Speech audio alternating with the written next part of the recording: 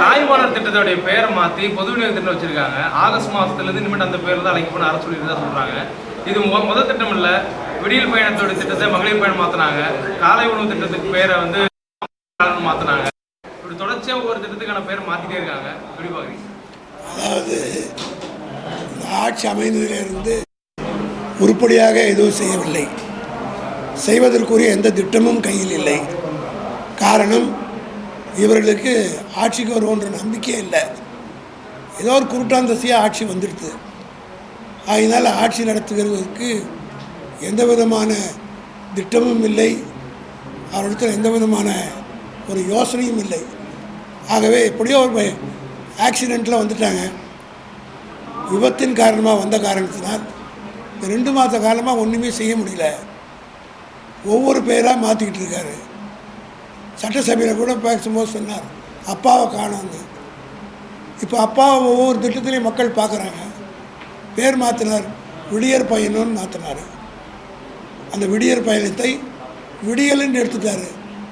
மகளிர் பயணம் ஏற்கனவே மகளிர் பேருந்துன்னு ரொம்ப காலந்தரமாக இருக்குது. காலங்காலமாக இப்போ தமிழ்நாட்டார் போக்குவரத்து கழகத்தில் மகளிருக்குன்னு தனி பஸ் இருக்குது. அதனால் அதை மாற்றினார்.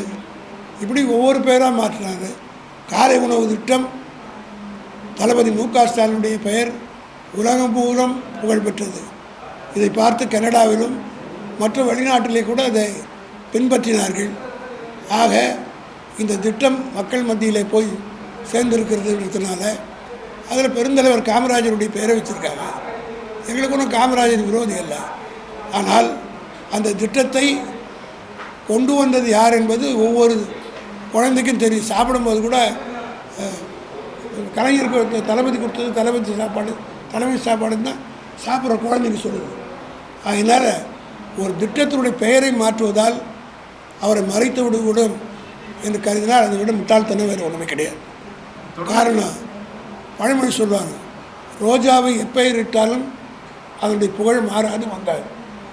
அதுபோல் தளபதி மு.க. ஸ்டாலினுடைய திட்டங்கள் ஒவ்வொன்றும் மக்கள் மத்தியிலே இன்றைக்கி நிற்கிது. அவருடைய பெயரை தான் சொல்கிறாங்க. அது நாள் முதல்வன் திட்டமாக இருந்தாலும் சரி, அந்த நாள் முதல்வன் திட்டத்தால் தேர்தல் முடி வந்த பிறகு ஒரு ஆட்டோக்காரங்க டிவியில் பேட்டி கொடுத்து தான் நான் பார்த்தேன். இந்த திட்டத்தினால என்னுடைய பையன் படித்து ஃப்ரான்ஸில் இன்றைக்கி வேலை செய்கிறான் என்று தளபதி நினைவு கூர்ந்து கண்ணீர் வடிக்க சொன்னார். இந்த மாதிரி ஒவ்வொரு திட்டத்தினுடைய பயணம் மக்கள் உணர ஆரம்பித்து விட்டார்கள். அதே போல் இந்த தாய்மானவர் திட்டம் என்பத பெயர் எவ்வளோ உன்னதமான பெயர். இது யாருக்கு கொடுத்தாங்க? இதுவரையில் தமிழ்நாட்டில் நாங்கள் தேர்தல் வாக்குறுதியாக கொடுக்கல. திமுக சார்பில் இப்படி வந்தோன்னு நாங்கள் செய்வோம்னு சொல்லலை. ஆனால் ஒவ்வொன்றையும் தளபதி மு.க. ஸ்டாலின் பார்த்து செய்தார்.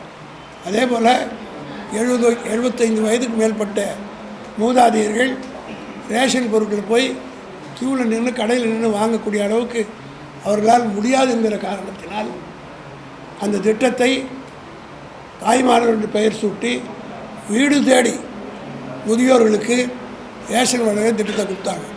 முதல்ல 75 வயசுன்னு வச்சார். அப்புறம் 70ன்னு குறைத்து 65 வயது வரையில் குறைத்து அது இன்றைக்கு பல தாய்மார்கள் வயசானவங்க யாருடைய குழந்தை குட்டி இல்லாதவங்க வெறும் ரேஷன் கார்டு மத்திய நம்பி இருக்கக்கூடியவர்கள் வீடு தேடி கதவு தட்டி கொடுத்தபோது எல்லோரும் மகிழ்ச்சியாக அதை ஏற்றுக்கொண்டார்கள்.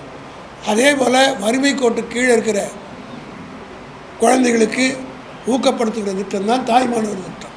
இந்த தாய்மானவர் திட்டம் எப்படின்னா தாய் உள்ளத்தோடு செய்கிறவங்க. இது தாயோடு தந்தையோடு இருக்கிறவங்களுக்கு, மற்றவங்களுக்கு அது மாதிரி இருக்கிறவங்களுக்கு தான் தாய் பாசம் தெரிந்தவங்களுக்குலாம் அதனுடைய அருமை தெரியும். அதை தெரியாமல் இன்றைக்கு மாற்றிருக்கிறார்கள். ஆனால் தமிழ்நாட்டு மக்கள் இதெல்லாம் கூர்ந்து கவனித்து கொண்டிருக்கிறார்கள். எந்த பெயரை மாற்றினாலும் நீங்கள் மாற்ற மு.க. ஸ்டாலின் பேர் தான் சொல்லுவாங்க. இதை புரிந்து கொள்ளாமல் யாரோ அவருக்கு அறிவுரை சொல்கிறாங்களா, யார் சொல்கிறாங்கன்னு தெரியல. இதை கேட்டு செய்து கொண்டிருக்கிறார். நிச்சயமாக இதெல்லாம் அவருக்கு நெகட்டிவாக தான் ஆக போகுது. இது திட்டத்தை பெயர் மாற்றம் மட்டும் இல்லாமல் முன்னாள் அமைச்சர்கள் மீது தொடர்ச்சியாக கைது பண்ணுறாங்க. இப்போ குறிப்பாக செந்தில் பாலாஜி மீது வழக்கு பதிவு செஞ்சுருக்காங்க. புதிதாக நீதிமன்றத்தில் ஒரு வழக்கு இருக்கக்கூடிய சூழலில் புதிதாக ஒரு டிவிஎஸ்சியில் ஒரு வழக்கு பதிவு பண்ணுறாங்க. அதாவது டிவிஎஸ்சி வழக்கு போடுறதை பற்றி செந்தில் பாலாஜியை பொறுத்த முற்றிலும் அவர் திராவிட முன்னேற்றக் கழகத்தில் மிக தீவிரமாக பணியாற்றி குறிப்பாக கொங்கு மண்டலத்தில் அவர் பொறுப்பேற்ற பிறகு பெரிய திமுகவுக்கு செல்வாக்கு தேடுது என்பது காரணம் காட்டி அவரை எப்படி பழி வாங்கணுன்ற நோக்கத்தோடு அவர் ஏற்கனவே 19 மாதம் சிறையிலேருந்து பழக்கப்பட்டு விட்டார். அதனால் இந்த மாதிரி வழக்கெல்லாம் போடுறதுனால யாரையும் அழித்து விட முடியாது, திமுக காரனை ஒழித்து விட முடியாது. எமர்ஜென்சி காலத்துலேருந்து நாங்கள் பார்க்காத கேஸ் காரணம் சிபிஐ பார்த்தோம், மற்ற வழக்குகள்லாம் பார்த்துருக்குறோம். ஆனால் எல்லா வழக்குகளையும் வெற்றி நான் ஒரே ஒரு கேள்வி கேட்குறேன். 2001 இரவோடு இரவாக கலைஞர் கைது செய்யப்பட்டார். அது பெரிய செய்தியாக போட்டாங்க, அது சந்தோஷப்பட்டாங்க. ஆனால் அதில் எஃப்ஐஆராக போட முடியுதா? எத்தனை வருஷம் ஆச்சு? இதுபோல் ஒரு பத்திரிகை செய்தி கொடுக்கலாம், ஒரு நாள் செய்தியாக வருமே தவிர முடிவு என்னவாக இருக்கும் என்பது எங்களை போன்றவருக்கு நன்றாக தெரியும். இந்த மாதிரி பொய் வழக்குகளை போடுற நேரத்தை விட்டுட்டு அதிலே தான் அரசாங்கம் கவனம் செலுத்திட்டு இருக்கு. அதனால்தான் எங்கே பார்த்தாலும் இன்றைக்கி கூட சென்னையில் இப்போ டிவியில் நான் பார்த்தேன் 6 கொலையாக இன்னைக்கு காலையில். காவல்துறையினருக்கு வேறு வேலை இல்லை, இதைத்தான் செய்து கொண்டிருக்கிறார்கள்.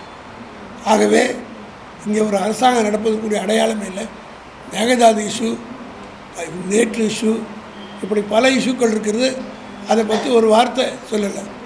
இதுவரையும் நான் கேட்குறேன், அவர் போகிறாருன்னு சொல்கிறாங்களே, எப்போ போகிறார், என்ன போகிறார், ஏதோ அஃபிஷியலாக ஒரு அனௌன்ஸ்மெண்ட் வந்திருக்கா?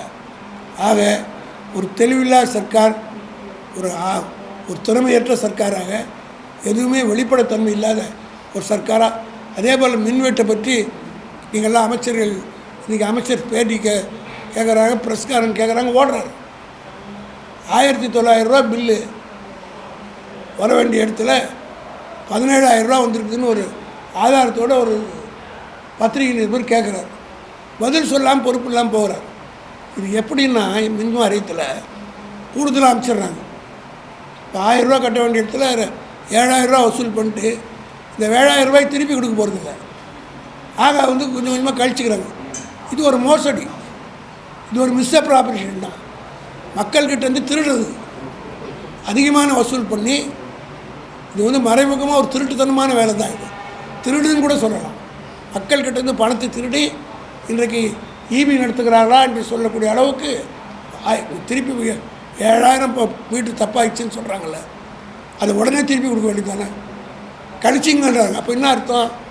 இந்த பணத்தை ரொட்டேஷன் பண்ண போகிறாங்க. மக்களுடைய பணத்தை ரொட்டேஷன் பண்ணால் அதுக்கு இன்ட்ரெஸ்டாக கொடுக்கணுமில்ல, செஞ்சுருக்காங்களா? இது ஒரு திருடு தான், இது ஒரு வகையான மோசடி தான், இது வகையான ஒரு மிஸ்அப்ராப்ரியேஷன் தான்.